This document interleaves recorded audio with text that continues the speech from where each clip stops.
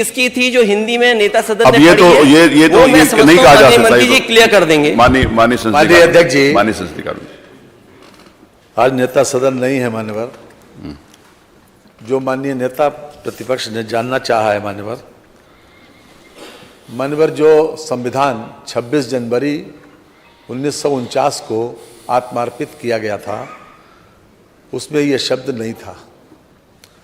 ये 3 जनवरी 1977 को, नहीं पूरी बात आ जाने दीजिए, 3 जनवरी 1977 को एक संविधान संशोधन जोड़ा गया संविधान में, उसमें यह शब्द बाद में आया।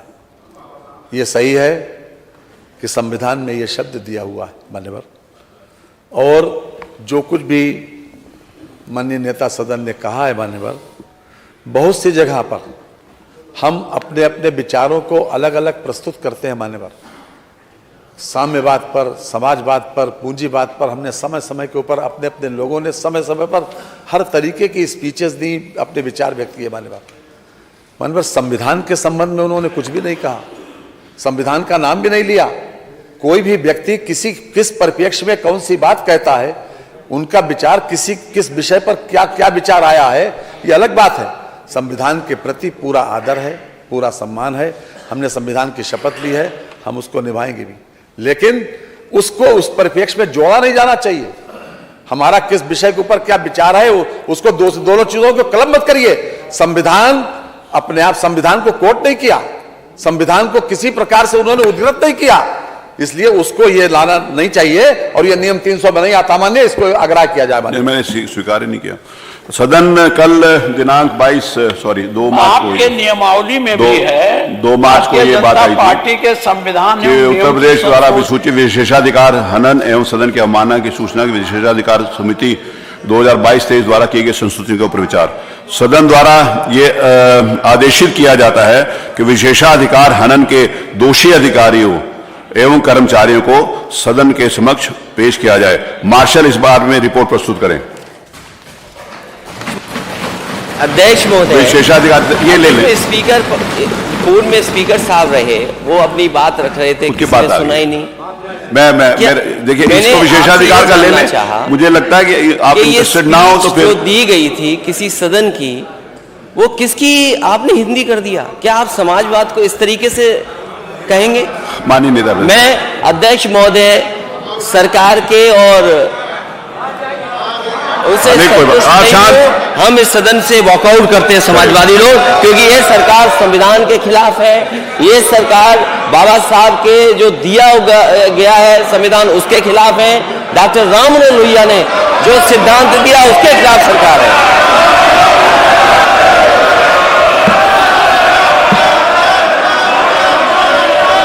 विशेषाधिकार हनन एवं सदन की अवमानना के दोषी समस्त अधिकारी तथा कर्मचारी विधानसभा परिसर में आ चुके हैं। मार्शल द्वारा रिपोर्ट दी गई है। सदन को सूचना 14वीं विधानसभा की विशेषाधिकार समिति 2005-6 के प्रथम प्रतिवेदन की गई संस्तुतियां एवं 18वीं विधानसभा की विशेषाधिकार समिति 2022-23 की दिनांक 7 फरवरी 2023 व 27 फरवरी 2023 की बैठकों में की गई संस्तुतियां। आपस में बात नहीं प्लीज, इतने गंभीर विषय के ऊपर भी आप आपस में बात करें। 2023 की बैठकों में की गई संस्तुतियों के अनुपालन में 1 श्री अब्दुल समद तत्कालीन क्षेत्राधिकारी बाबूपुरा कानपुर, 2 श्री ऋषिकांत शुक्ला तत्कालीन थानाध्यक्ष कानपुर नगर कानपुर, 3 श्री त्रिलोकी सिंह तत्कालीन उपनिरीक्षक थाना कोतवाली कानपुर नगर, 4 श्री छोटे सिंह यादव तत्कालीन कांस्टेबल थाना किदवई नगर कानपुर, 5 श्री विनोद मिश्रा तत्कालीन कांस्टेबल थाना काकादेव कानपुर, 6 श्री मेहरबान सिंह यादव तत्कालीन कांस्टेबल थानाध्यक्ष कानपुर नगर को आदरणीय सदन के दंड हेतु उपस्थित किया जाएगा।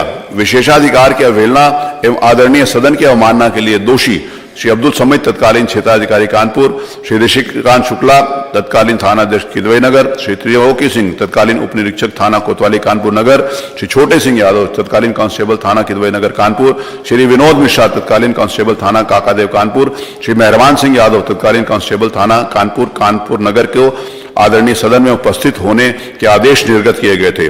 मार्शल विधानसभा की रिपोर्ट के अनुसार उक्त समक्ष दोषी विधानसभा भवन में पहुंच गए।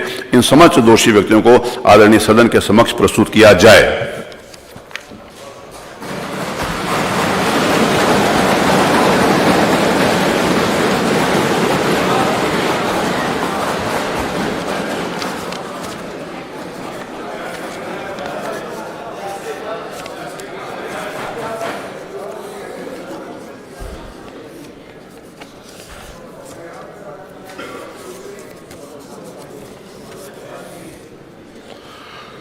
माननीय संसदीय कार्य मंत्री जी।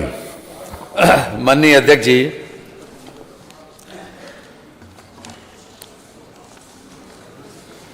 आज ये सदन के लिए बहुत महत्वपूर्ण दिन है। माननीय इस घटना के विषय में मैं संक्षेप में सभी माननीय सदस्यों को अवगत करा दें। 15/9/2004 को हमारे एक माननीय तत्कालीन विधायक, वर्तमान में जो विधान परिषद के सदस्य हैं, सम्माननीय श्री सलील बिश्नोई जी, उन्होंने बिजली की सप्लाई को लेकर कानपुर में एक प्रदर्शन, धरना, जुलूस का आयोजन किया और वो जुलूस निकालकर जिलाधिकारी को ज्ञापन देना चाहते थे।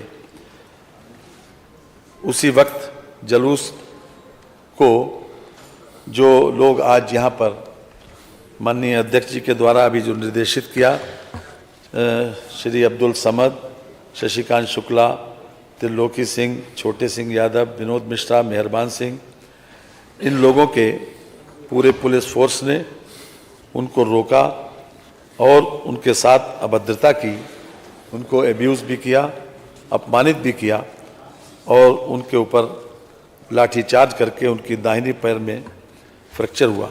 यद्यपि सभी लोग बहुत शांतिपूर्ण तरीके से प्रदर्शन कर रहे थे और ये चाहते थे कि हम अपना ज्ञापन जिलाधिकारी को बिजली की सप्लाई बेहतर करने के लिए, उसको बढ़ाने के लिए ज्ञापन दे दें। किसी प्रकार से उस दल ने कोई अभद्रता नहीं की, कोई ऐसा काम नहीं किया कि जिससे पुलिस को बल प्रयोग करना पड़ता। और बाद में ये मामला विशेषाधिकार समिति के पास 25/10/2004 को आया। विशेषाधिकार समिति ने पूरी तरीके से इसका परीक्षण किया, हर प्रकार से साक्ष्य जो है उसका अवलोकन किया और वहाँ पर एक वीडियो फिल्म भी बनी थी। इस पूरी घटना की वीडियो फिल्म को विशेषाधिकार समिति के समक्ष प्रस्तुत किया गया, उनके समक्ष उसका प्रदर्शन किया गया और विशेषाधिकार समिति ने अपने 28/7/2005 को जो निर्णय दिया, उसमें 6 अधिकारियों जो कि हमारे सामने आज मौजूद हैं, इन लोगों को दोषी करार दिया और इन लोगों को ये भी कहा, संस्तुति की कि इनको दंडित किया जाना चाहिए। इसके संबंध में 19/8/2021 को पिछली विधानसभा में महाधिवक्ता से राय मांगी गई। महाधिवक्ता की राय भी इसी बात के पक्ष में थी जो विशेषाधिकार समिति ने जो संस्तुति की थी। उसके अतिरिक्त वर्तमान विधानसभा जो 18वीं विधानसभा है, अध्यक्ष जी की अध्यक्षता में 1/2/23 और 27/2/23 को विशेषाधिकार की समिति की बैठक में विचारण दोषी पाए जाने पर निम्न लोगों को कारावास दंडित किए जाने के लिए संस्तुति की गई और ये भी संस्तुति की गई कि ये विधानसभा के समक्ष प्रकरण लाया जाए और जो लोग आज हमारे समक्ष खड़े हैं कटघरे में, उन लोगों को दंडित किया जाए। हमारे संविधान में आर्टिकल 194 में ये अधिकार दिया गया है कि हम इस प्रकार की कार्रवाई को अंजाम दे सकते हैं। हम जानते हैं कि भारत में जो व्यवस्था अपनाई, जो संघीय व्यवस्था अपनाई, उसमें राज्यों को अलग अलग पावर दी गई और केंद्र का अलग पावर दी गई। कुछ मामलों में यानी दोनों को कानून बनाने का अधिकार दिया गया। इस प्रकार से संघीय ढांचे में और साथ साथ इस बात की भी व्यवस्था दी गई कि हमारे वहाँ कार्यपालिका और न्यायपालिका एक है और जुडिशरी अलग है।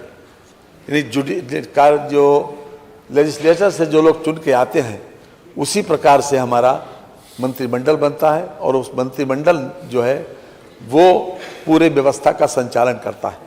लेकिन हम लोगों का ये दायित्व है कि हम हर तरह से इसमें सामंजस्य बैठा लें, कार्यपालिका और व्यवस्थापिका में एक सामंजस्य रहे और ऐसी व्यवस्था रहे कि हमें संचालन में हमेशा सुविधा रहे।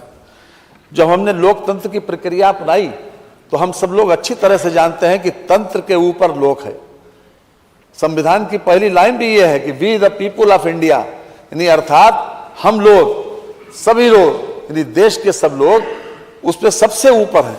जो भी ये तंत्र बना हुआ है, ये तंत्र के ऊपर हम हैं, अर्थात ये व्यवस्थापिका, ये जो हमारी विधानसभा है या लोकसभा, ये सब सारी व्यवस्थाओं के ऊपर है और इसका ही निर्णय सुप्रीम है। ये सही है कि न्यायपालिका को ये सही है कि हमारी बात को इंटरप्रेट करने का अधिकार है, उसकी व्याख्या करने का अधिकार है हर परिस्थिति को देखकर, लेकिन सुप्रीमेसी ऑफ द पार्लियामेंट, तो सुप्रीमेसी ऑफ द लेजिस्लेचर, जो संविधान जिन लोगों ने बनाया है उनके मन मस्तिष्क में था और इसीलिए यही व्यवस्था अभी तक चली आ रही है। लेकिन मान्यवर, कभी कभी ऐसी घटनाएं होती हैं कि जिसमें इस प्रकार के निर्णय हमारे लिए लेना अवश्य संभावी हो जाता है। हम चाहते हैं कि हर तरीके से कि सामंजस्य बना रहे, लेकिन उसके बाद भी कोई एक दूसरे के अधिकारों में अतिक्रमण न करे। अगर शांतिपूर्ण तरीके से धरना और प्रदर्शन होने पर इस प्रकार की घटना हुई तो निश्चित रूप से सारे साक्ष्यों को देखकर विशेषाधिकार समिति ने जो हमारे सामने रिपोर्ट प्रस्तुत की है और उसका महाधिवक्ता के द्वारा न्यायिक उसका परीक्षण करके उसके संबंध में संस्तुति दी है और वर्तमान विधानसभा में हमारे वर्तमान अध्यक्ष जी के द्वारा जो यहाँ पर 27/2/23 को विशेषाधिकार समिति ने अपने सर्वसम्मत निर्णय में ये निर्धारित किया कि जो लोग दोषी हैं उन लोगों को दंडित किया जाए, कारावास से दंडित किया जाए। आज ये सदन के समक्ष प्रस्ताव इसलिए लाया गया कि हम उस कारावास की अवधि निर्धारित करें। तो अभी मैं जो प्रस्ताव करूंगा वो केवल इसी बात का कि ये पूरा सदन एक न्यायालय में परिवर्तित हो जाए और कोर्ट की तरीके से, जिस तरीके से कोर्ट की व्यवस्था करता है उसी तरीके से आगे का संचालन होगा। इसलिए मैं अध्यक्ष जी आपकी अनुज्ञा से यह प्रस्ताव करता हूं कि श्री सलिल बिश्नोई तत्कालीन माननीय सदस्य विधानसभा उत्तर प्रदेश कानपुर नगर द्वारा श्री अब्दुल समद तत्कालीन क्षेत्राधिकारी बाबूपुरवा कानपुर नगर तथा अन्य 5 पुलिस कर्मियों के विरुद्ध अभिसूचित विशेषाधिकार हनन एवं सदन की अवमानना के लिए दोषी कर्मियों को कारावास का दंड प्रदान करने का प्रकरण जो माननीय सदन के संज्ञान में है पर दंड का निर्धारण करने हेतु माननीय सदन को माननीय न्यायालय के रूप में परिवर्तित कर दिया जाए। यह मैं आपके उससे प्रस्ताव करता हूं। एक बात मैं आपके समक्ष और मान्यवर कर दूं, इस पे प्रश्न कर लें, फिर आप रख लीजिए। प्रश्न यह है कि श्री सलील बिश्नोई तत्कालीन माननीय सदस्य विधानसभा उत्तर प्रदेश कानपुर नगर द्वारा श्री अब्दुल समद तत्कालीन क्षेत्राधिकारी बाबूपुरा कानपुर तथा अन्य 5 पुलिस कर्मचारियों के विरुद्ध अभिसूचित विशेषाधिकार हनन एवं सदन की अवमानना के लिए दोषी कर्मचारियों को कारावास का दंड प्रदान करने को प्रकरण जो माननीय सदस्य के संज्ञान में है पर दंड निर्धारित करने हेतु माननीय सदन को माननीय न्यायालय के रूप में परिवर्तित कर दिया जाए। जो माननीय सदस्य के पक्ष में हो कृपया हाँ कहें, जो माननीय सदस्य के विरोध में हो कृपया नहीं कहें। सर्वसम्मति से प्रस्ताव स्वीकृत हुआ। माननीय संसदीय कार्य मंत्री कुछ कह रहे थे आप? जी मानवर, ये सभी लोगों को सदन के विशेषाधिकार का दोषी पाया गया है, इसीलिए आज ये प्रस्ताव आया। ये दूसरा प्रस्ताव मेरा है कि श्री सलिल बिश्नोई तत्कालीन माननीय सदस्य विधानसभा उत्तर प्रदेश कानपुर नगर द्वारा श्री अब्दुल समद तत्कालीन क्षेत्राधिकारी बाबूपुरवा कानपुर नगर तथा अन्य 5 पुलिस कर्मियों के विरुद्ध अभिसूचित विशेषाधिकार हनन एवं सदन की अवमानना के लिए दोषी कर्मियों श्री अब्दुल समद तत्कालीन क्षेत्राधिकारी बाबूपुरवा कानपुर नगर, श्री ऋषिकांत शुक्ला तत्कालीन थाना अध्यक्ष किदवई नगर कानपुर नगर, श्री त्रिलोकी सिंह तत्कालीन उप निरीक्षक थाना कोतवाली कानपुर नगर, श्री छोटे सिंह यादव तत्कालीन कांस्टेबल थाना किदवई नगर कानपुर नगर, श्री विनोद मिश्रा तत्कालीन कांस्टेबल थाना काकादेव कानपुर नगर, श्री मेहरबान सिंह यादव तत्कालीन कांस्टेबल थाना काकादेव कानपुर नगर को कारावास का दंड प्रदान करने पर विचार किया जाए। प्रश्न यह है कि श्री सलील बिश्नोई तत्कालीन माननीय सदस्य विधानसभा उत्तर प्रदेश कानपुर नगर द्वारा श्री अब्दुल समद तत्कालीन क्षेत्राधिकारी बाबूपुरा कानपुर तथा अन्य 5 पुलिस कर्मचारियों के विरुद्ध अभिसूचित विशेषाधिकार हनन एवं सदन की अवमानना के लिए दोषी कर्मियों श्री अब्दुल समद तत्कालीन क्षेत्राधिकारी बाबूपुरा कानपुर, श्री ऋषिकांत शुक्ला तत्कालीन थानाध्यक्ष किदवई नगर कानपुर, श्री त्रिलोकी सिंह तत्कालीन उप निरीक्षक थाना कोतवाली कानपुर, श्री छोटे सिंह यादव तत्कालीन कांस्टेबल थाना किदवई नगर कानपुर, श्री विनोद मिश्र तत्कालीन कांस्टेबल थाना काकादेव कानपुर, श्री मेहरबान सिंह यादव तत्कालीन कांस्टेबल थाना काकदेव कानपुर को कारावास का दंड प्रदान करने पर विचार किया जाए। जो माननीय सदस्य के पक्ष में हो कृपया हाँ कहें, जो माननीय सदस्य के विरोध में हो कृपया नहीं कहें। सर्वसम्मति से यह प्रस्ताव स्वीकृत हुआ। माननीय आप कुछ कहेंगे कि मैं बाकी लोगों नेताओं को बुलाऊं? जैसे माननीय संसदीय कार्य मंत्री जी। माननीय अध्यक्ष जी, जो आज जो प्रस्ताव आया है मान्यवर, जैसा कि आप अवगत हैं कि विशेषाधिकार समिति में भी, तत्कालीन विशेषाधिकार समिति में भी और उसके बाद भी जो परिस्थिति बनी थी उसी के आधार के ऊपर इन लोगों को कारावास का दंड प्रदान करने पर ये स्थिति आई है। हम जरूर चाहेंगे कि हमारे बाकी अन्य दल के नेता अगर अपना विचार रखना चाहें तो। माननीय नेता समाजवादी पार्टी श्री अखिलेश यादव जी अनुपस्थित हैं। समाजवादी पार्टी की तरफ से और कोई बोलना चाहता है तो बोल सकता है, नहीं बोलना चाहते। माननीय नेता अपना दल श्री सोनेलाल। माननीय अध्यक्ष जी, आज हम सब लोग यहाँ पर इस विधानसभा के पूर्व सदस्य आदरणीय सलील बिश्नोई जी के विशेषाधिकार पर हम लोग विचार करने के लिए इकट्ठा हुए हैं। मेरा इस प्रकरण पर सिर्फ इतना कहना है कि मैं अपनी पार्टी की ओर से आपको निर्णय लेने के लिए पूर्णतया कर रहा हूँ, धन्यवाद, अधिकृत कर रहा हूँ। और मैं ये भी एक निवेदन कर रहा हूँ एक विषय पर, इस पे हम सब निर्वाचित होकर के या चयनित होकर के आते हैं। हमारे लिए जो विशेषाधिकार का विषय है, इसमें एक निवेदन जरूर मैं आपसे करूंगा कि आजकल मैं एक सदस्य के रूप में आपसे कह रहा हूं, भाषाई जो आदान प्रदान अधिकारी, चलिए उसके ऊपर विशेष चर्चा करेंगे, अभी नहीं, ये प्लेटफॉर्म नहीं है। श्री नेता राष्ट्रीय लोकदल श्री बाल्यान जी, श्री बाल्यान जी बोलना चाहते हैं? उनका कोई सदस्य बोलना चाहता है? नहीं बोलना चाहते, इसका दो समर्थन में। शैलिल कुमार त्रिपाठी, निर्बल इंडियन शोषित हमारा अपना दल, बताइए। माननीय संजय जी। अध्यक्ष जी, हमारा दल, हमारी पार्टी, हमारे दल के सदस्य आज इस तरह की घटना आगे न हो और विशेषाधिकार संविधान में मिला हुआ और जनता ने दिया। अगर हम जनता के प्रतिनिधि हैं और सदन के सदस्य की रक्षा नहीं कर पाए तो ऐसे अधिकारी कर्मचारी जनता की क्या रक्षा करेंगे? इनके खिलाफ जो भी हो सकता है। चलिए, धन्यवाद। आप अध्यक्ष जी, हमारी पार्टी आपकी कार्यकुशलता पर गर्व करती है और पूरा समर्थन करती है। जो भी निर्णय सुनाएंगे हमारा दल आपका समर्थन करता है। नेता श्री ओम प्रकाश जी राजभर, सुहेल देव भारतीय समाज पार्टी। माननीय अध्यक्ष जी, हमारी पार्टी, हमारे सभी विधायक, हम लोग ये निर्णय आपके ऊपर छोड़ते हैं। जो भी निर्णय आप देंगे हम लोग सर्वमान्य हैं। माननीय नेता भारतीय राष्ट्रीय कांग्रेस श्रीमती आराधना मिश्रा मोना जी। माननीय अध्यक्ष जी, संविधान के इस मंदिर में सदस्यों की और संविधान की सुरक्षा के लिए जो निर्णय आप लेंगे आज, उससे मैं और मेरा दल पूरी तरह सहमत। हमें पूरा विश्वास है कि आप हम सब की बात को समझते हुए इस पर निर्णय ले लें। पूरा विश्वास हमें आपके निर्णय। माननीय नेता जनसत्ता दल कुंवर रघुराज प्रताप सिंह राजा भैया जी। माननीय अध्यक्ष जी, आप हम सभी लोगों के संरक्षक हैं। मैं अपने दल जनसत्ता दल की ओर से जो भी आप निर्णय लेंगे उससे हम पूरी तरह से सहमत हैं। माननीय नेता बहुजन समाज पार्टी श्री उमाशंकर सिंह।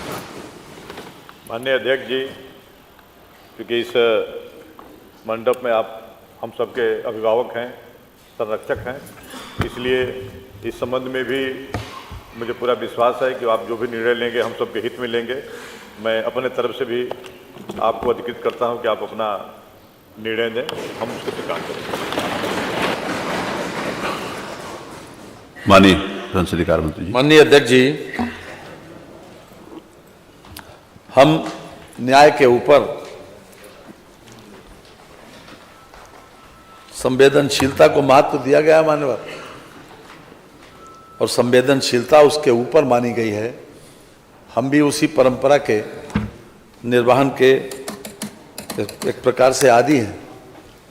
इसलिए हम जरूर चाहेंगे, क्योंकि इन सभी लोगों को दोषी करार दिया गया। इसलिए हम चाहते हैं कि इनका भी पक्ष, मानवर इन लोगों का पक्ष भी जैसी की व्यवस्था है उसमें सुन लिया जाए। कम से कम इनको अपने बारे में सजा के लिए क्या कहना है।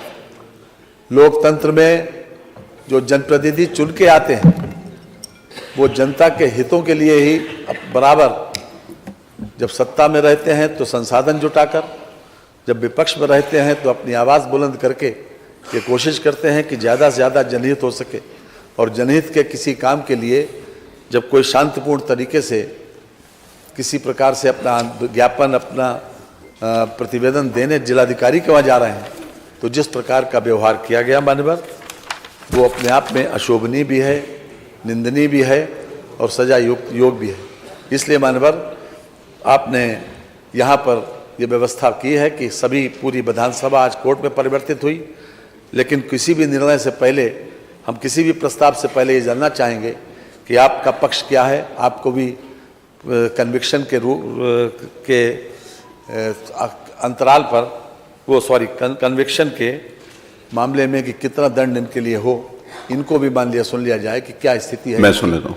आप यहाँ पर उपस्थित श्री अब्दुल समद, श्री ऋषिकांत शुक्ला, श्री त्रिलोकी सिंह, श्री छोटे सिंह यादव, श्री विनोद मिश्रा, श्री मेहरबान सिंह यादव, मैं आपको एक एक करके इस बात के लिए प्रिविलेज देता हूं कि आप अपनी बात कुछ कहना चाहते हैं तो कहिए। श्री अब्दुल समद। परम आदरणीय माननीय अध्यक्ष जी, परम आदरणीय माननीय सदस्यगण, परम आदरणीय तत्कालीन विधायक माननीय सलील बिश्नोई जी, मैं आप सभी लोगों का सादर चरण स्पर्श करते हुए प्रणाम करता हूं। राजकीय दायित्वों के निर्वहन में जो भी त्रुटियां हुई हो, जाने अनजाने में जो गलती हुई हो, मैं माननीय अध्यक्ष जी से, माननीय सदन सदस्यगण से, माननीय बिश्नोई साहब से हाथ जोड़कर माफ़ी मांगता हूं कि जो भी गलती हुई हो जाने अनजाने में, उसके लिए हमें क्षमा कर दें। और बस इतना ही हमारा कहना है कि हम लोग जो भी हो, माननीय पूरे सदन से हम लोग माफ़ी मांगते हैं। कोई अन्य इनमें से कोई अन्य व्यक्ति कोई बात अपना कहना चाहता है तो उसको? नहीं सर, आप पूछ लीजिए सबसे।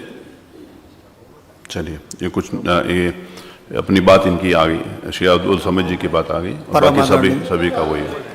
आप बोल रहे हैं कुछ? बोलिए।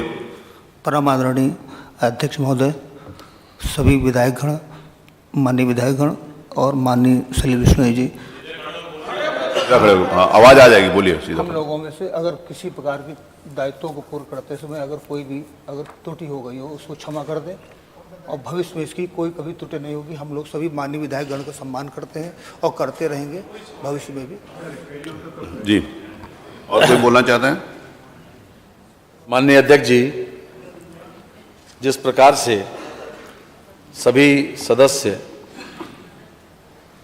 ये महसूस करते हैं, आज जो कटघरे में खड़े हैं, अब्दुल समद के साथ जो पांचों लोग कटघरे में खड़े हैं, उन सभी लोगों ने, बाकी सबकी भी यही राय है, सभी लोगों ने विनम्रता पूर्वक माफी का प्रस्ताव किया है। लेकिन मान्यवर, लोकतंत्र में इस विधायिका का सम्मान बचा रहना बहुत जरूरी है। जैसा कि मैंने प्रारंभ में कहा था कि एक 4 लाख, 5 लाख, 6 लाख और 10-10 लाख लोगों से चुनकर लोग आए यहाँ पर, वो लोग केवल जनता के हितों में काम करते हैं। ये भी सही है कि ये अधिकारी लोग शासन के निर्देशों का पालन करते हैं, लेकिन मान्यवर ये अधिकार नहीं मिल जाता कि इन लोगों को किसी प्रकार से नाजायज तरीके से किसी को गाली दें, किसी को अब्यूज करें, किसी को अपमानित करें या डंडा चलाएं।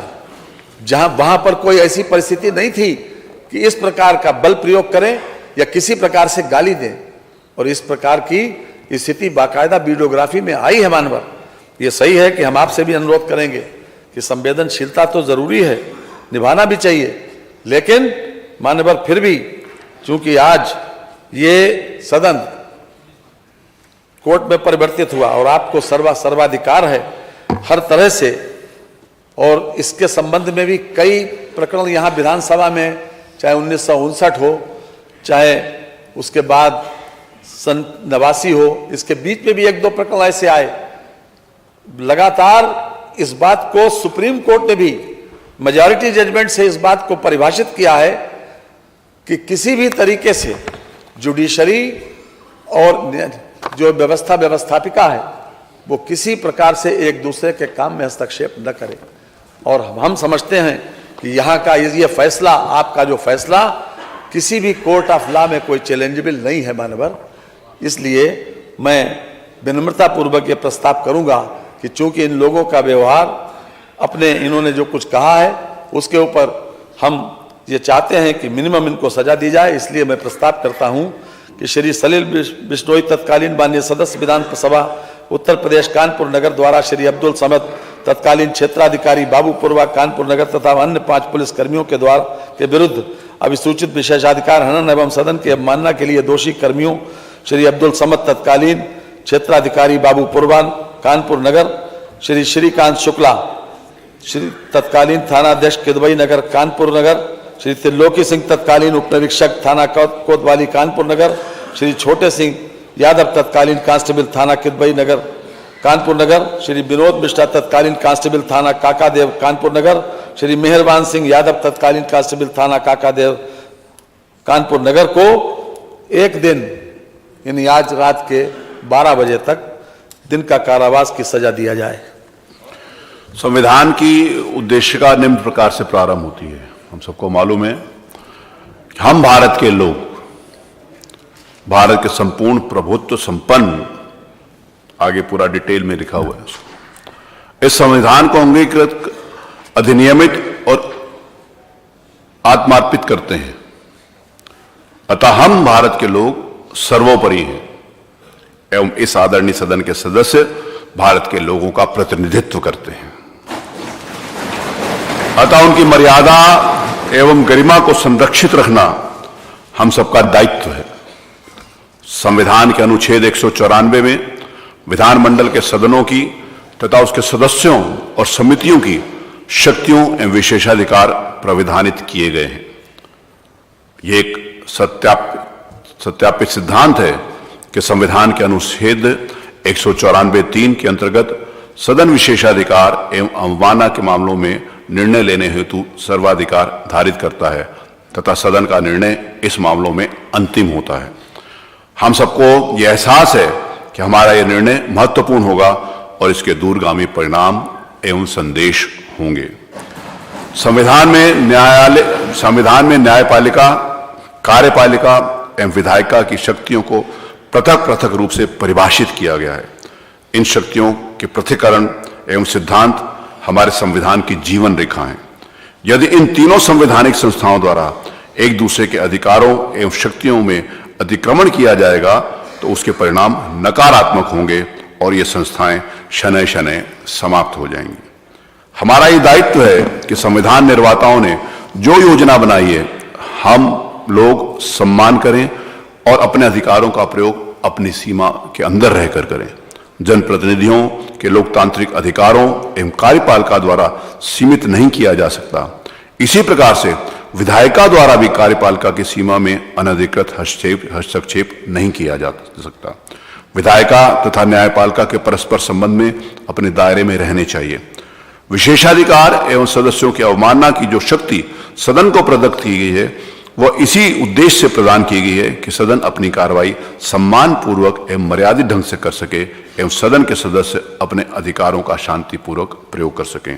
आज हमारे समक्ष कतिपय सरकारी कर्मचारियों की दोष के आधार पर दंड देने के प्रश्न पर विचार किया जा रहा है। सदनों और सदस्यों के विशेषाधिकार तथा अवमानना के प्रावधानों को अधिनियमित नहीं किया गया क्योंकि उनका प्रयोग परिस्थितियों एवं विभिन्न मामलों के अनुसार किया जाने का मंतव्य है। कई बार इस पर चर्चा की गई। विशेषाधिकार एवं अवमानना के बिंदुओं को अधिनियमित कर दिया जाए, परंतु इस संबंध में अभी तक कोई मतैक्य नहीं हो पाया।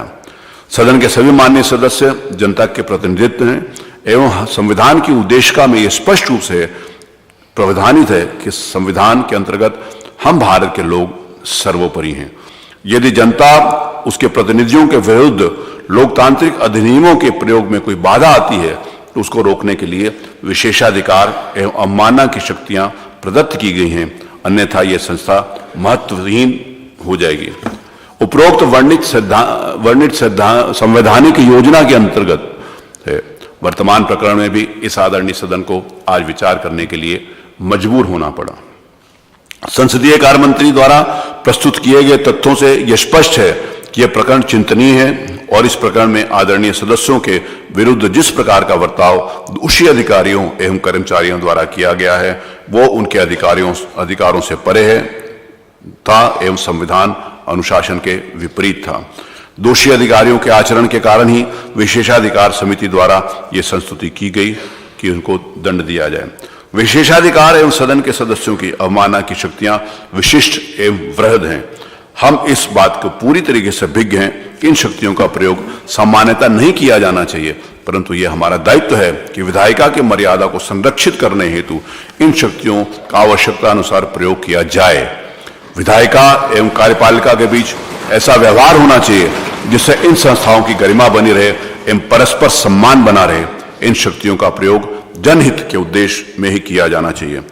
इस सदन के एक आदरणीय सदस्य के साथ जो आचरण उनके शांतिपूर्वक प्रतिवाद के सापेक्ष किया गया वो निंदनीय है एवं इस संबंध में निश्चित रूप से एक संदेश जाना चाहिए कि विधायिका एवं उनके सदस्यों को लोकतांत्रिक अधिकारों के प्रयोग में इस प्रकार का आचरण न किया जाए, अन्यथा ये संस्थाएं समाप्त हो जाएंगी और संसदीय लोकतंत्र भी खतरे में रहेगा। हम सबका ये दायित्व है कि आने वाली पीढ़ियों के लिए ये उदाहरण पेश हो एवं इस संवैधानिक संस्थाओं को संरक्षित एवं सुरक्षित रखने के उपाय करें। सरकारी नौकरियों में जो लोग कार्य करते हैं उन्हें भी इस बात का एहसास होना चाहिए कि उनके भी संवैधानिक दायित्व हैं जिनकी लक्ष्मण रेखा है और उसको पार नहीं कर सकते, अन्यथा सीमाओं का उल्लंघन होता रहेगा एवं विधायिका कमजोर होती रहेगी। हमको ये याद रखना चाहिए कि हमारे पूर्वजों ने त्याग एवं बलिदान करके स्वतंत्रता प्राप्त करी है एवं संसदीय लोकतंत्र की प्रणाली को अपनाया है। यदि इसी सदस्य के जनता के प्रतिनिधियों के लोकतांत्रिक अधिकारों का हनन किया जाता रहेगा तो ये संस्थाएं बहुत आगे नहीं चल पाएंगी एवं हमारी स्वतंत्रता का कोई अर्थ नहीं रह जाएगा। सदन एवं उसके सदस्यों को ये शक्तियां किसी के डराने धमकाने दंडित करने के उद्देश्य नहीं बनाई गई, परंतु इस कारणवश अस्तित्व में आई कि सदनों की गरिमा मर्यादा एवं उनका संवैधानिक महत्व बना रहे एवं संसदीय लोकतंत्र सुदृढ़ हो। शासकीय अधिकारियों को संविधान के अनुच्छेद 311 में कतिपय संरक्षण प्रदान किया गया है, जिसके अंतर्गत यह प्रावधानित किया गया है कि किसी भी व्यक्ति को जो संघ या सिविल सेवा या अखिल भारतीय सेवा या राज्य की सिविल सेवा का सदस्य है उसको सुनवाई का अवसर दिया जाना चाहिए एवं विधिवत जांच के उपरांत ही सेवा से हटाया जा सकता है अथवा पदच्युत किया जा सकता है। संविधान के अनुच्छेद 11 के खंड 2 में यह प्रावधानित है कि यदि सशक्त प्राधिकारी का यह समाधान हो जाए कि किसी कारण से ऐसी जांच कराया जाना युक्त रूप से साध्य नहीं है तो उसके बिना भी अधिकारी को सेवा से हटाया जा सकता है। इसके साथ ही संविधान के अनुच्छेद 194 के अंतर्गत विधानमंडलों सदनों तथा उनके सदस्यों के विशेषाधिकार एवं अवमानना की शक्तियां प्रावधानित की गई हैं। संविधान के अनुच्छेद 194(3) के अंतर्गत यह स्पष्ट रूप से प्रावधानित किया गया है कि विधानमंडल के किसी सदन अथवा सदस्यों की समितियां की शक्तियां विशेषाधिकार और अनुमतियां ऐसी होंगी जो वो विधानमंडल समय समय पर निश्चित करे। वर्णित परिस्थितियों से यह स्पष्ट है संविधान की विशेषाधिकार एवं अवमानना की शक्तियां वृहद हैं। मेरा यह समाधान है कि समाधान है तिक अनुच्छेद 194 एवं 311 में आपस में द्वंद्व नहीं है। अनुच्छेद 311(2) के अंतर्गत बिना जांच के किसी भी अधिकारी को सेवा में अवमुक्त किया जा सकता है तथा 194 के अंतर्गत जो शक्तियां विधानमंडल को प्रदत्त हैं उसके तहत सेवा संबंधित जो दंड उनको कारावास अथवा संबंधित दंड विधानमंडल द्वारा दिए जाते हैं उनको 311(2) के अंतर्गत माना जाएगा। इसके अतिरिक्त यह भी अवलोकनीय है कि विशेषाधिकार समिति द्वारा दोषी अधिकारियों को सुनवाई का पर्याप्त अवसर दिया जा चुका है अतः ये नहीं कहा जा सकता इस मामले में नैसर्गिक न्याय के सिद्धांतों का अनुपालन नहीं किया गया। चूंकि विशेषाधिकार समिति द्वारा वृहद जांच की जा चुकी है, अतः अनुच्छेद 311 में निहित नैसर्गिक न्याय के सिद्धांतों का अनुपालन भी सुनिश्चित किया जा चुका है। अनुच्छेद 311, अनुच्छेद 194 तथा निर्वचन सामंजस्यपूर्ण नीति से किया जाएगा। अतः शासकीय अधिकारियों के दायित्वों तथा सदन की विशेषाधिकार समिति व सदस्यों की अवमानना की शक्तियों के मध्य में कोई द्वंद्व नहीं है, वरन एक दूसरे का परस्पर सम्मान एवं उनकी सेवाओं का आदर किया जाना चाहिए। उत्तर प्रदेश विधानसभा की प्रक्रिया तथा कार्य संचालन नियमावली 1958 के अंतर्गत बनाए गए नियमों के अनुसार सदन द्वारा विशेषाधिकार हनन हेतु अथवा सदस्य की अवमानना हेतु निम्नलिखित दंड दिए जा सकते हैं। उत्तर प्रदेश विधानसभा की विशेषाधिकार समिति की आंतरिक कार्य प्रणाली नियमावली के परिशिष्ट 2 नियम 73 दंड 1 सदन अथवा विशेषाधिकार समिति की सिफारिश पर निम्नलिखित दंड दे सकते हैं। 1 भर्त्सना, दूसरा शस्त्री, तीसरा सदस्य का निलंबन, चौथा जुर्माना तथा सदस्य का निष्कासन तथा कारावास जिसकी अवधि सदन के प्रस्ताव पर निर्भर है, परंतु सत्रावसान या विघटन के उपरांत आगे नहीं बढ़ा जा सकती। और अन्य कोई दंड जिससे सदन अनुच्छेद 194 के उपबंधों के अंतर्गत उचित समझे और ठीक समझे वो भी दंड दिया जा सकता है। उपयुक्त वर्णित प्रावधानों से यह स्पष्ट है कि प्रकरण में कारावास के दंड का भी प्रावधान है, जिसकी अवधि अधिकतम सभी के विघटन तक हो सकती है। विशेषाधिकार के उल्लेख एवं अवमानना के संबंध में जो शक्ति प्रदत्त की गई है उसका उद्देश्य गंभीर दंड देने का नहीं, वरन उन संवैधानिक संस्थाओं की मर्यादा एवं गरिमा का संरक्षण करना है। संसदीय लोकतंत्र के इतिहास में ऐसे अवसर आए हैं जबकि जनप्रतिनिधियों द्वारा लोकतांत्रिक अधिकारियों के प्रयोग में विरोध उत्पन्न हुए। ऐसी बातों की पुनरावृत्ति न हो तथा जनप्रतिनिधियों के अधिकारों एवं दायित्वों का निर्वहन सुचारू रूप से हो सके, इसी उद्देश्य से संविधान के अनुच्छेद 194 की योजना विरचित है। वर्णित परिस्थितियों एवं तथ्यों एवं विधिक संवैधानिक प्रावधानों के स्थिति में सभी माननीय सदस्यों के मंतव्य को दृष्टिगत रखते हुए मेरा यह मानना है कि प्रस्तुत प्रकरण में विशेषाधिकार समिति द्वारा सभी पाए गए दोषी अधिकारियों को कारावास की सजा दी जाए।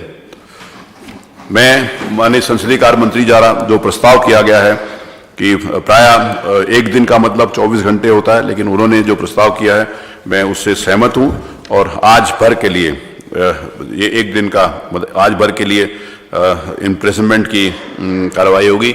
यहाँ पर ऊपर विधानसभा परिसर के अंदर ही शुरू से जिस समय विधानसभा बनी थी और कानून के ये व्यवस्था इस बात को ध्यान रखा गया था कि अगर कभी ऐसी परिस्थितियाँ आएंगी तो यहाँ पर ऊपर एक सेल है जहाँ पर जेल का वो प्रावधान है, तो वहाँ पर इन लोगों को ले दिया जाएगा, क्योंकि सारे जो यहाँ पर उपस्थित हैं इन्होंने माफ़ी मांगी है और इनको उदारतापूर्वक अपनाते हुए, नहीं तो पुरानी जो समिति थी उन्होंने इनके निलंबन का भी प्रस्ताव किया था, इनका वो और बहुत गंभीर दंडों का प्रस्ताव किया था, लेकिन माननीय संसदीय कार्य मंत्री और इस सदन का मंतव्य है क्योंकि इनके आचरण, इनके व्यवहार और उन्हें क्षमा चाहिए, इसीलिए इनको एक दिन का दंड दिया जाता है।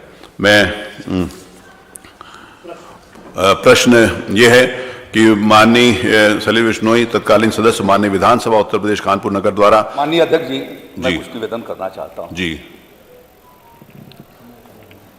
विशेषाधिकार समिति के